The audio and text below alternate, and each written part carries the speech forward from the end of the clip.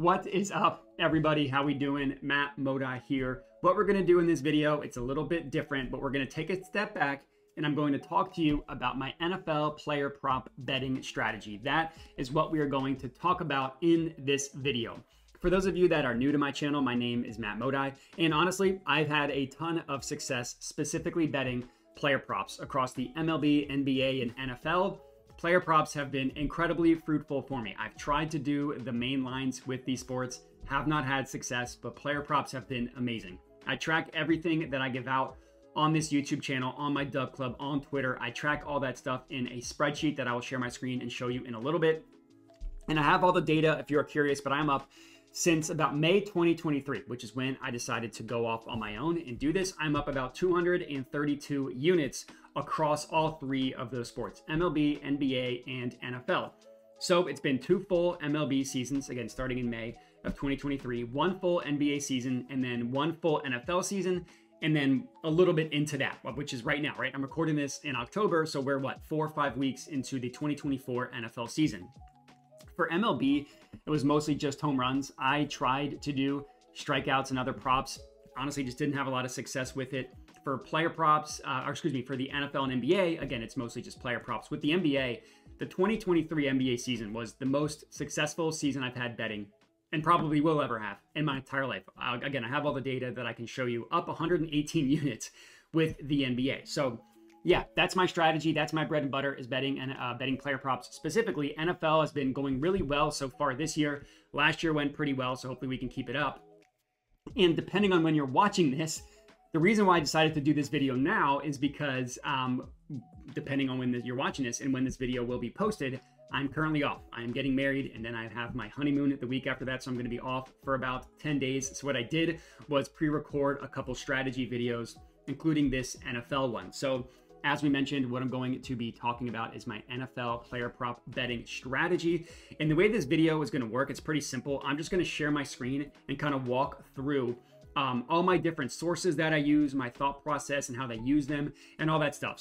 So that's how this video is going to go. But before we do that, I just kind of want to show you the spreadsheet that I am working on. So you can see my screen here. Total units up about just under 232, which is amazing. Splash zone is what I call my NBA bets. We're trying to see who's going to splash around and get wet. Dong report are my MLB home run bets. Now, the 80 units of profit that you see here, a lot of that is really just from the 2023 season, where you can see I was up over 60 units, not nearly as much success in 2024. You see the NFL stats here, and then the NBA, 118 units was absolutely incredible. And then for the NBA, because of how good the season was, I decided to kind of go through and look at a bunch of different markets. Like, here's every single market that I bet. Here's how well all those did, the success there. Did I bet unders? Did I bet overs? And I did do spreads, which is why you see the favorite here. I did do them in the playoffs. Not really that much success, 0.02 units. What days of the week were best? What month was best? What book was the best? All that stuff I have tracked in my NFL, or excuse me, my spreadsheet that I use. And all this stuff is tracked here. Again, amazing season. So when I am betting, there's a bunch of different sources that I use. The thing that I really start out with first is I try to go matchup hunting. I want to see, all right, what are the juicy matchups for us to target this week? And the way I use that, there are a couple different sources. This website that you see here, lineups.com, it's pretty simple because you can just look at like all different positions, all QB, running back, wide receiver, tight end, and then you can go like, okay, how many receiving yards? Like, what team allows the most receiving yards to tight ends? You see that right here. The Kansas City Chiefs are number 1 by far. The Ravens are number 2. What team gives up the most receiving stats to wide receivers? That would be the Detroit Lions. What team gives up the most running yards to running backs? That would be the Los Angeles Rams, with the Panthers and the Cardinals close behind. What about receiving? Do you want to look at receiving for running backs specifically? Well, the Bills give up the most receptions and the most yards to receiving running backs, and then you can just look at pure passing yards here, all that stuff. Touchdowns, interceptions. What team gives up the most running yards to quarterbacks? A lot of that probably depends on the matchup, but this is where you can just look at like raw granular data and stuff like that. You can do that on lineups.com. If you want to go a little bit deeper into that, you can look at DVOA, which If you're unfamiliar, DVOA is for FTN Network. This is behind a paywall, so you do have to pay if you want to use DVOA. I have the screen up here just to kind of show you what DVA means. It's explained by the creator, Aaron Schatz. It's basically a way to measure success on a play while also looking at the situation and the quality of competition, so the opponent. So, you know, getting a stop against Patrick Mahomes, that's a lot different than getting a stop against Deshaun Watson. And the example that they give here, gaining 5 yards on 3rd and 4 is much, much different than gaining 5 yards on 1st and 10 or 5 yards on 3rd and 12. So they measure all that stuff to come up with like how good is a unit. And you can track a lot of different stuff on DVOA, just like total DVOA. What are the best teams in the NFL? Who's got the best offense, the best defense, the best special teams, adjusted line yards. So like offensive and defensive lines, what are the best? Defense versus receiver. I think this is really valuable because you can see how defenses fare against specific receivers. So like right now, the best pass defense in the NFL is the Minnesota Vikings. They have the best, the second best DVOA against wide receiver ones. The Saints are number 2. How many yards per game do these teams give up to wide receiver ones? The Ravens actually give up the most yards to wide receiver ones, while the Bills give up the fewest. And then you can go from there. Wide receiver 2, wide receiver 3, tight end.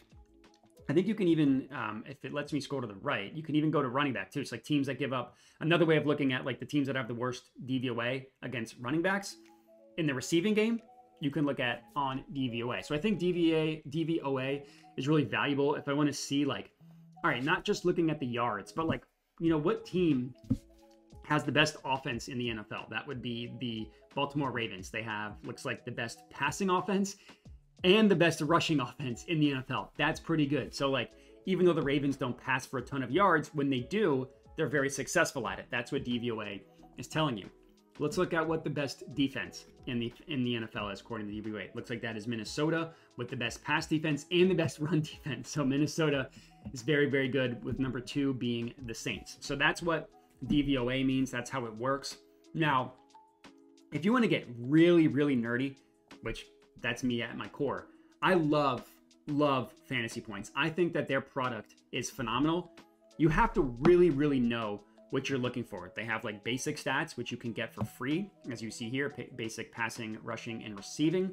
They also have a lot of advanced stuff, which is again behind a paywall. But when you see me get like really into the nerdy nitty gritty, I'm probably using fantasy points. So I'm using like what receiver runs the most routes out of the slot, what defense gives up the most yards out of the slot, what receiver is really good against zone coverage, which defense plays a lot of zone coverage. Cover 2. You can even look at like how situationally teams run and pass. Like what are the most run heavy, the most pass heavy teams? You can look at what teams play different coverages on defense, and then look at like how good adjusted offensive and defensive lines are. Like fantasy points is absolutely phenomenal. It's behind a paywall, and you really have to know what you are looking for. Like you go to receiving, routes run. That's pretty simple. Who's running the most routes? But then it's like, what teams or what receivers have the best matchup just based on coverage? So like what the receiver does really well versus what the defense runs. You can look at coverage matchup. And then it's where you're looking at like the really nitty gritty. Receiving separation by alignment, in the slot, out wide, in the backfield, in line, by type of coverage, man, zone, red zone, all that stuff. For touchdowns specifically, I like to look red zone stats, which you can find on Fantasy Points. You can also find it at Fantasy Pros. You just see right here on the screen. Let me zoom in a little bit just to make it easier for you to see. But you can see like who's thrown the most passes in the red zone. That will be Brock Purdy. What quarterback has thrown the most red zone touchdowns? Like there are 3 tied with 8 each. And then like running backs, like who gets the most attempts in the NFL? Kyron Williams has the most rush attempts, but you can also go by team. So all right, Carolina.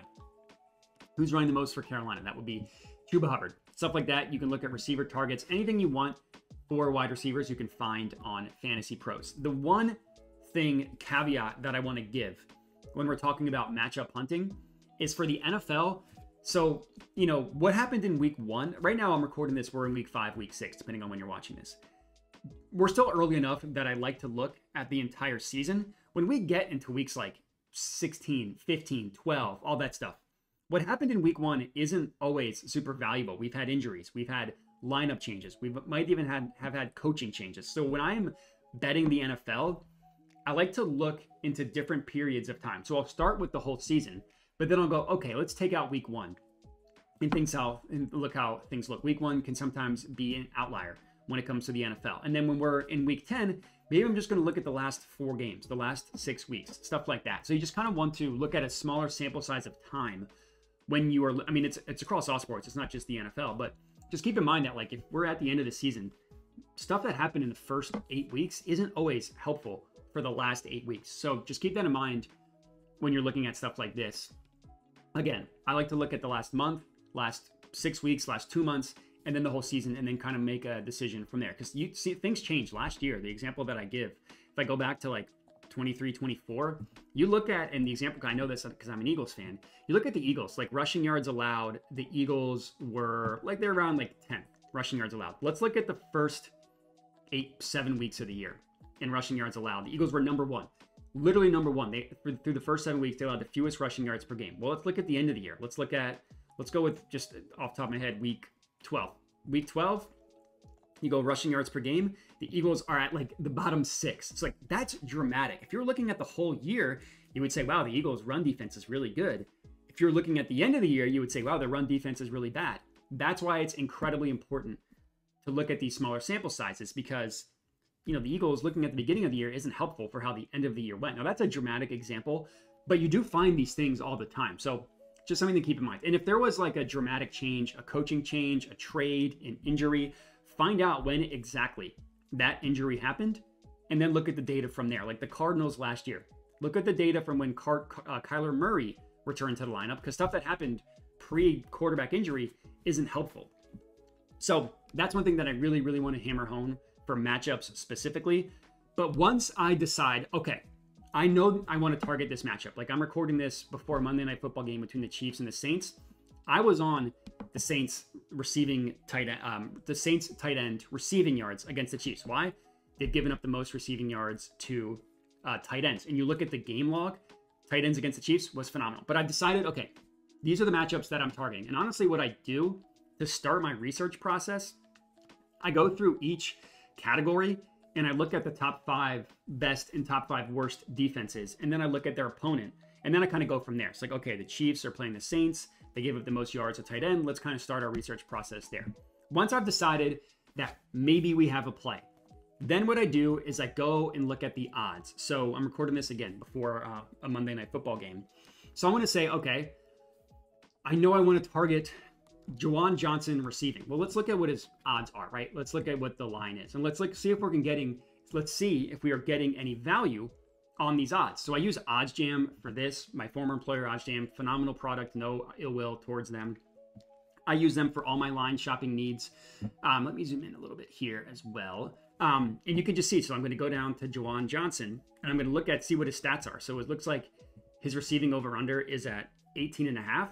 Well, let's compare that 18.5 across to every other book. We see some 19.5s, BetMGM, Flip.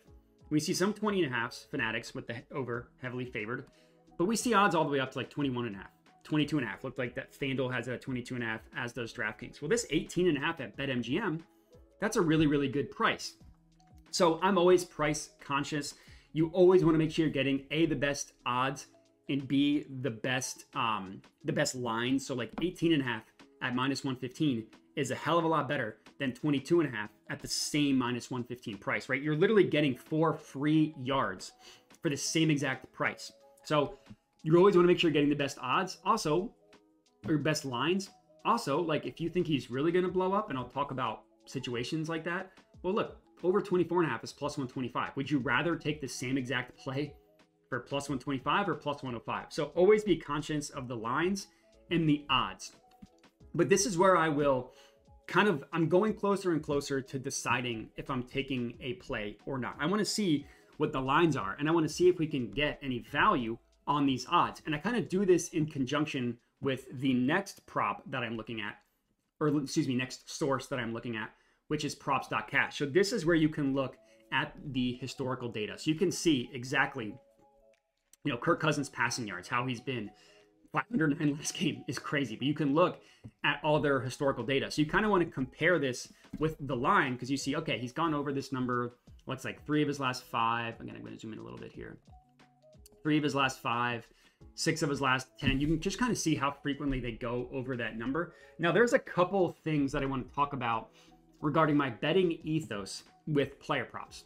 I do not like to bet after outlier performances. So Kirk Cousins, I'm probably not going to bet on his passing yards the next game. You just need to think about things in terms of the law of averages.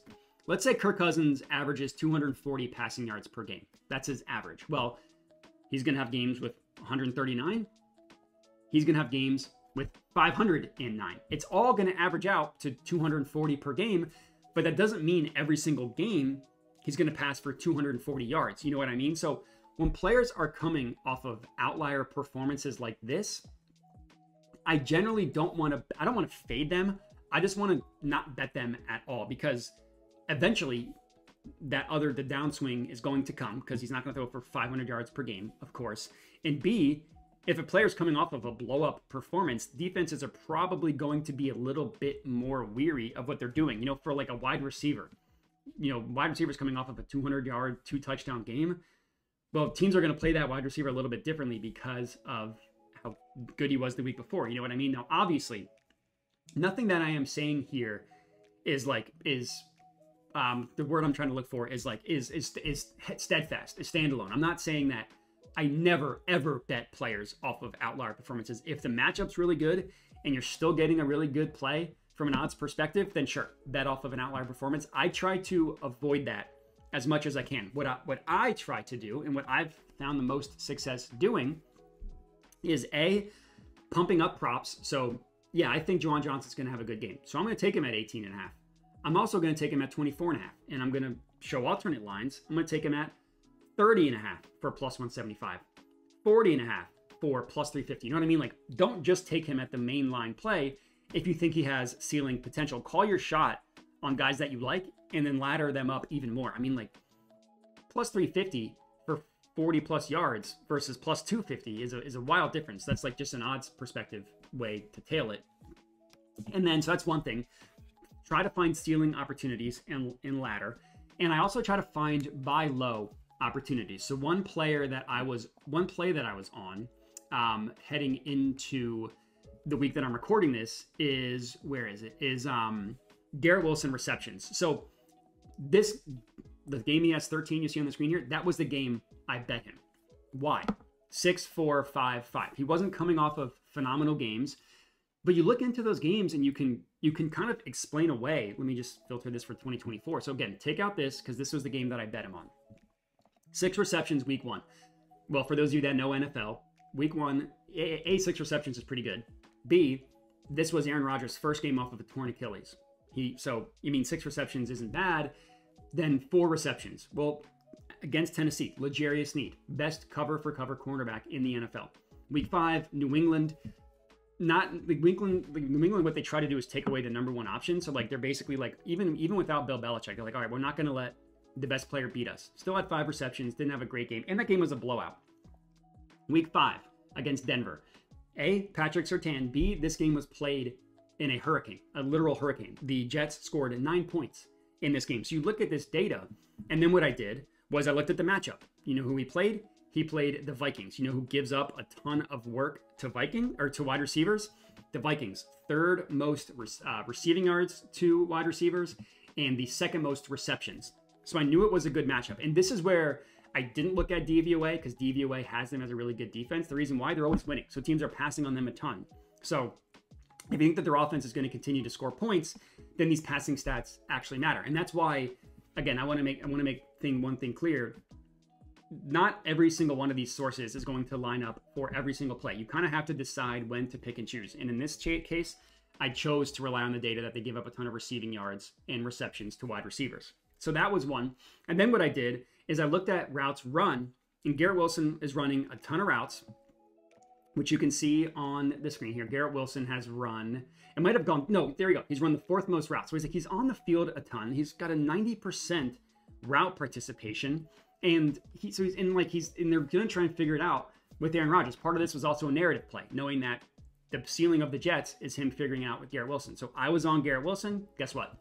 13 receptions. I laddered him up to 8. If you really want to see in my spreadsheet here, you can see Garrett Wilson, where is it? 6+ receptions, 7+ receptions, both of those bad boys. So, yeah, so that's kind of why, sorry, I was losing my train of thought. So that's kind of why I kind of go for like stealing plays, why I try to ladder up for opportunities, and then how I use props.cash. And then also, and here where I'm getting with this, is fading recent results. And this was different because it's like 4 weeks into the season. We never had the ceiling, but we saw the ancillary data. We saw the snap percentage, 96. We saw the targets, 11, 9, some pretty good target numbers. We knew that a blow-up game was coming for Garrett Wilson. We caught our shot, and we called our shot correctly. Another player where I laddered was a receptions prop for Jackson Smith and Jigba. You want to know why? And let me zoom in a little bit. If you can't see my screen here, I'm looking at slot receivers. Who has run the most routes in the slot? Jackson Smith and Jigba. Slot percentage, actually that's not helpful but slot percentage, 88% of the time he runs routes in the slot. And then what I did was I looked at I looked at the defensive numbers. What I'm looking for is the coverage matrix. I looked at defenses. Who gives up the most receptions, who gives up the most work to the slot receiver? It was the Detroit Lions. So, and then I looked at Jackson Smith and Jigba. I bet on him in a game, and we, if you want to look how he did in that game, this was 2 games ago. This was this game. He had 8 receptions. I laddered him up to 10. 8 receptions was plus 650. Now, I didn't get him in this game when he had 12, but I got him when he had 8. I identified a buy low opportunity coming off of only 3 receptions because of the matchup.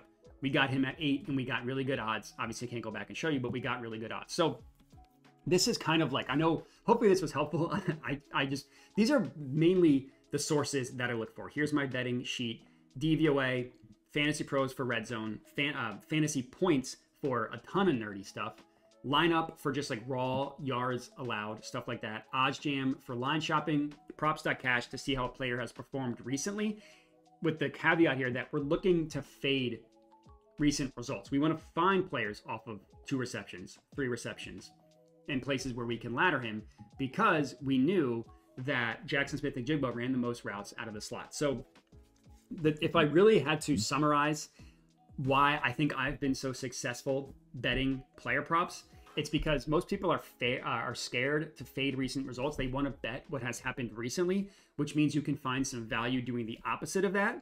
And if I feel as though a receiver or player really has blow up potential, I'm not scared to call my shot and ladder Juwan Johnson up to 50 receiving yards for plus 575 odds. You know what I mean? Like, that's kind of why I think I've been able to have so much success, because a lot of times people are scared because they want to have a high win percentage. It's all about the odds. You know, winning your odds at winning your bets at plus 575 is way different than winning your bets at minus 303. So hopefully this video was helpful. I'm going back to just me on the screen now. But yeah, if I really, again, wanted to summarize the Spark Notes: fade recent results, identify ceiling opportunities, and go matchup hunting. If you do those 3 things, I'm very confident that you will be a profitable sports bettor. And it's not just for the NFL, it's for all sports. Fade recent results, find buy low opportunities, all that stuff, matchup hunt, all that stuff. But for this video, that's all we got. Been a nice 23-minute video for you guys to dive into. Hopefully you found this helpful. If you did, comment and let me know. If you didn't find it helpful, comment and let me know what I could do better, because I do, at the end of the day, I do this stuff for you. So I want to make sure that it is as helpful as possible. Make sure to like the video, comment, subscribe, all that good stuff helps me out a ton. I appreciate everybody for watching, and have a good one.